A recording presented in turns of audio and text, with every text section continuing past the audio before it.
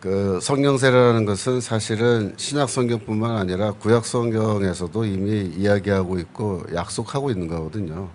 그래서 지금은 오늘날에 뭐 성령세례가 없다, 뭐 그런 거 부정하는 분들은 사실은 이 성경 잘 모르시는 분들이에요. 그러니까 성경을 좀 잘 읽어보시면 이게 다 나옵니다. 제가 한번 여러분과 함께 읽어보겠습니다. 정말 그런지 아는지.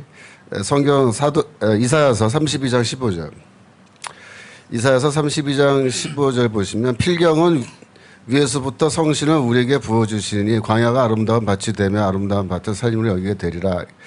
여기에서 우리는 왕도 아니고 제사장도 아니고 뭐 선지자도 아니고 특별한 분이 아니고 그냥 일반 백성 말한 거야. 이스라엘 백성, 즉 하나님의 백성에게 하나님께서 위로부터 성령을 주시는데 광야가 아름다운 밭이 되고 아름다운 밭이 살림으로 된다. 이거는 뭐냐면 종말의 때에 하나님의 나라가 에덴을 회복하는 거거든요. 그래서 이제 에덴 동산을 회상하면서 미래에 하나님 나라가 이루어지는 그때가 되면은 하나님이 성령을 우리에게 주신다. 이렇게 약속하고 있는 거죠.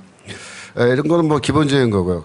좀 더 어려운 구절로서 예레미야서 31장 31절 보시면 여러분들이 예레미야서 31장 31절은 새 언약에 대한 약속이라고 이렇게 많이 얘기하는데 구약 성경의 책이 뭐 39권이 있지만 그 가운데서 새 언약이라는 이 단어가 몇 번 나오느냐?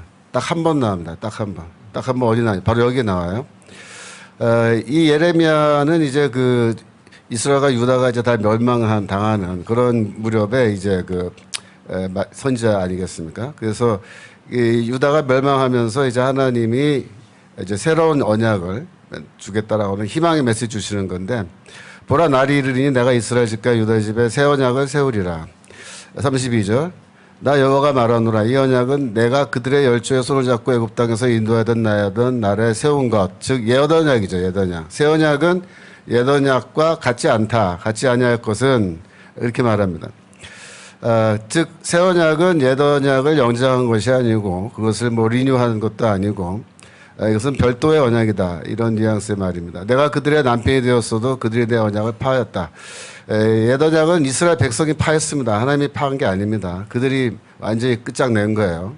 하나님도 할 수 없이 그렇게 심판하시고 끝난 건데 33절 보시면 나 여호와가 말하노라 그러나 그날 후에 내가 이스라엘 집에 세울 언약은 이러하니 그러니까 새 언약을 설명해 주는 거예요. 어떤 언약이냐면은 새 언약의 때는 곧 내가 나의 법을 그들의 속에 두며 나의 법은 이게 토라거든요. 그러니까 우리가 말하는 소위 율법인데 하나님이 율법을 옛 언약의 때는 돌판에 새겨서 주셨습니다. 모세 통해서. 근데 그들의 속에 두며 그 마음에 기록한다. 이렇게 되어 있습니다. 그래서 하나님의 율법을 우리 마음에 새겨주신다. 어떻게 새겨주시는 거죠? 우리 마음판에? 여기다가 문신을 새기는 겁니까? 뭐 그런 건 아닐 거 아니에요. 그죠? 그러니까 굉장히 수수께끼 같은 얘기인 거예요. 어떻게 하나님의 율법을 우리 마음에 새기느냐.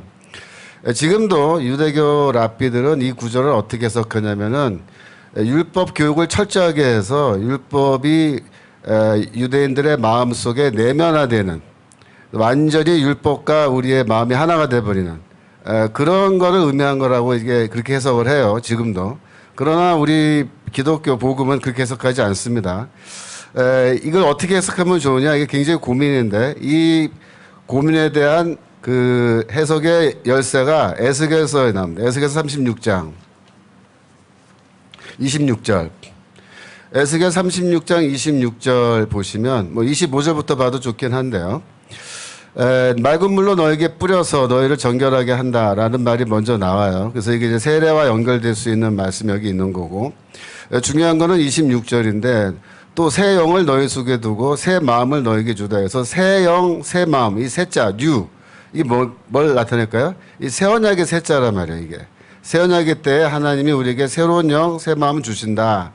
너희 육신에서 굳은 마음을 제거하고 부드러운 마음을 주신다. 근데 여기 이제 히브리어를 읽으면은 굳은 마음은 이제 돌심장 이렇게 돼 있어. 돌로 된 심장. 부드러운 마음은 살심장. 그래서 우리에게 있는 이 돌심장을 끄집어내고 살로 된 심장을 넣어주신다. 새 언약의 때. 이게 무슨 심장 이식 수술을 해주신다라는 그런 뉘앙스가 있어요. 그래서 새 언약의 때 하나님이 우리 심장 바꿔주신다. 이런 얘기인데 이것도 사실은 수수께끼 같은 얘기죠. 하나님의 율법을 우리 마음에다가 새겨주신다라는 말만큼이나 이것도 수수께끼인데 그 다음 27절에 그 해석에 열쇠가 있습니다. 또 내 신을 너희 속에 두어. 바로 이겁니다. 나의 영을 너희 속에 두어. 나의 영을 너희 속에 둔다는 말이 아까 예레미야서 31장 33절에 나의 법을 너희 안에 두어. 그죠? 너희 마음에 새긴다, 쓴다. 그 얘기랑 똑같은 얘기죠. 그래서 결국 심장 이식 수술을 해주신다라든가 우리의 마음에 하나님의 법을 써주신다라는 이런 모든 말씀들이 결국 뜻하는 바는 뭐냐? 하나님의 성령을 우리에게 주신다는 거예요.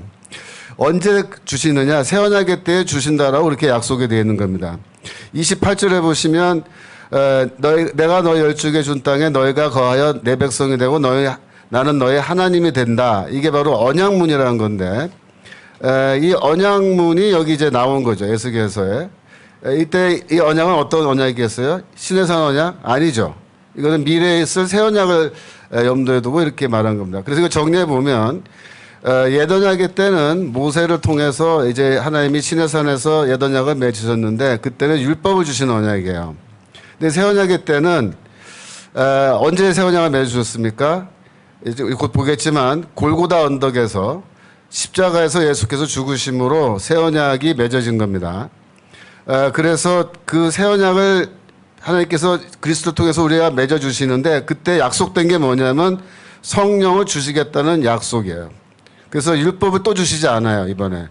새 언약 때는 성령을 주신다고 분명하게 약속되어 있는 겁니다. 그래서 우리가 어디로 가시냐면 누가복음 22장 20절로 가겠습니다. 누가복음 22장 20절에 보시면은 예수께서 이제 잡히시기 전날 밤이죠.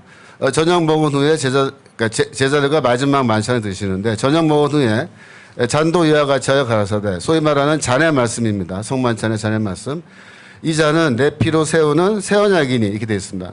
새 언약이란 말이 여기 나와요. 근데 구약 성경에 예레미야서 31장 31절에 딱 한 번 나오는 그 새 언약이라는 단어가 여기 딱 나오면서 이 새 언약이라는 말을 무엇과 연결시키냐면 십자가 죽음과 연결시키는 겁니다. 지금 이제 내가 피를 흘려 죽는다 이거예요. 근데 이 피를 왜 흘리냐? 새 언약을 위해서 내가 내 피를 흘려서 새 언약을 세운다. 그래서 이건 너희를 위하여 내가 붓는 거다. 이렇게 되어 있습니다. 그래서 새 언약을 위해서 그리스도께서 피를 이제 제단에 부으시는 건데 이거는 무엇과 관련 있냐면 출애굽기 24장 8절입니다. 출애굽기 24장 8절.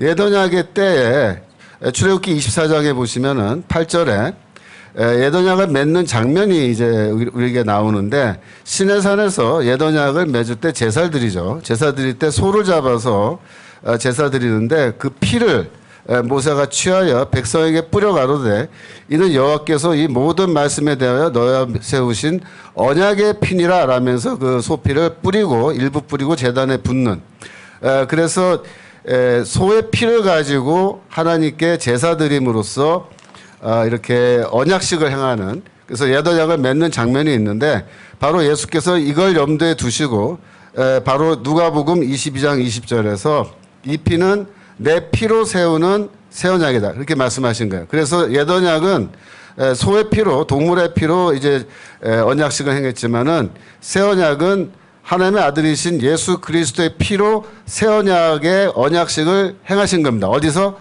골고다 언덕 십자가 위에서 행하신 겁니다. 그래서 예수 그리스도의 십자가 죽음은 우리가 새 언약의 제사다. 이렇게 얘기해요. 그 새 언약의 제사에서 예수는 제물로 하나님께 바쳐진 것이다. 그렇게 우리가 얘기를 합니다. 그래서 이 새 언약의 약속이 성령을 주시겠다는 약속이고 그 새 언약은 그리스도를 통해서 십자가에서 이루어졌죠.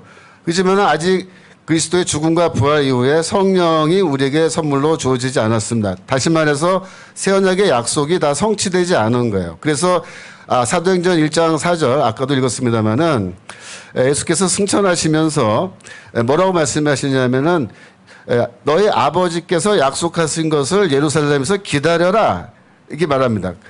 이 말씀이 무슨 뜻입니까?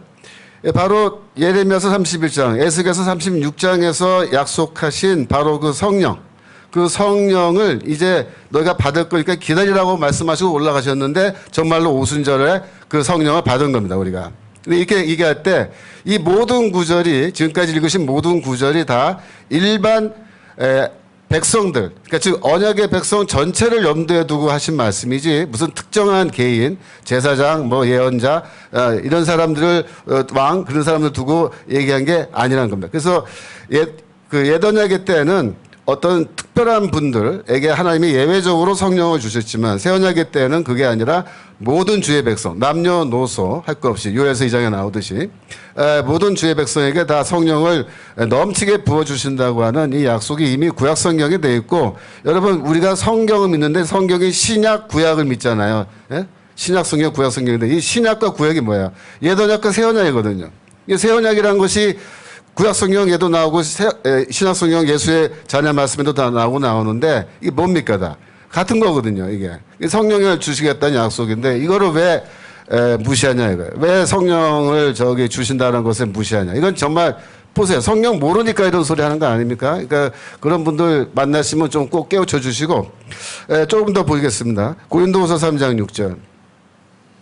고린도후서 3장 6절에 보시면 저가 또 우리로 새 언약의 일꾼 되기에 만족게 하셨으니, 자 여기 새 언약이라는 말이 또 나왔죠. 고린도후서에 바울이. 그러니까 예수 그리스도만 말씀하신 게 아니라 바울도 새 언약이란 말을 하고 있는 거고, 의문으로 하지 아니하고 오직 영으로 함이니, 그러니까 문자로 하지 아니하고 이제 그렇게도 이제 번역했습니다. 그래서 문자는 뭐예요? 율법. 예. 율법 가리키는 율법의 문자로 하지 아니하고 오직 영으로. 영은 뭐예요? 성령을 가리켜 성령. 그래서 새 언약은 성령을 주시는 언약이고 옛 언약은 율법 주시는 언약인데 문자는 죽이는 것이요 영에는 살리는 것이라 이렇게 이제 딱 부러지게 바울이 이렇게 얘기하고 있습니다. 그래서 성령이라고 하는 것은 이 성경 신구약 성경 전체 통해서 하나님이 주신 언약이고 예수 그리스도의 죽음을 통해서 이게 새 언약이 이루어진 거고 하나님께서 성령 주신다는 약속이 다 구약 성경에 있기 때문에 그것도 특별한 사람들에게만 준다는 말이 절대 없고 모든 백성에게 다 주신다고 돼 있기 때문에 주시는 것에 대해서 아무도 의문을 가지면 안 돼요. 이거는 성령 세례를 부인하는 사람들은 그건 문제가 있다. 그리고 또 그 주실 때 뭐 오순절날 거기다 모인 그 사람들에만 준다. 그건 말도 안 되는 소리죠. 어떻게 그 사람들에만 줘요?